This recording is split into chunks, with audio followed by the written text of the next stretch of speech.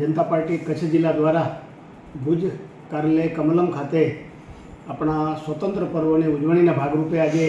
અહીં મોટી સંખ્યામાં સૌ ભારતીય જનતા પાર્ટીના કાર્યકર્તાઓની હાજરીમાં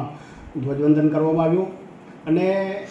આ દેશ માટે જેમણે મહાપુરુષોએ જે બલિદાન આપ્યા છે એ બલિદાનીઓને શ્રદ્ધાસુમન અત્રેથી અર્પણ કરવામાં આવ્યા. સાથે સાથે જે કંઈ આ દેશ માટે શ્રમિક મજદૂર અને જે પ્રકારના મહિલાઓ અને જે દેશ માટે જે કંઈ સમર્પિત ભાવે કામ કરી રહ્યા છે એ બધાઓને ધન્યવાદ આપીને સ્વતંત્ર પર્વની ઉજવણી અહીંયા કાર્યાલય ખાતે કરવામાં આવી છે. સાથે સાથે કાર્યાલયના પ્રાંગણમાં જ પણ વૃક્ષારોપણ કરીને આ સિઝનમાં આપણે સૌ વધારે વૃક્ષો વાવીએ અને દેશ પર્યાવરણની રીતે અને જે પ્રકારે આજે વિશ્વ આખું પર્યાવરણની સમસ્યાથી ગ્રસ્ત છે ત્યારે આ સ્વતંત્ર પર્વએ સૌ સંકલ્પ લઈને આ વૃક્ષારોપણ કરીને દેશને ફરી આબાદ કરવા માટે આપણે સૌ સાથે મળીને કામ કરીએ. અસ્તુ. આ દેશના સન્માનીય વડાપ્રધાન નરેન્દ્રભાઈ મોદી સાહેબે જે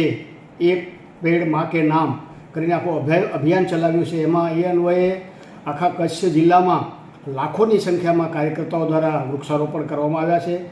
અને આ પ્રકારે જ્યારે આખા દેશમાં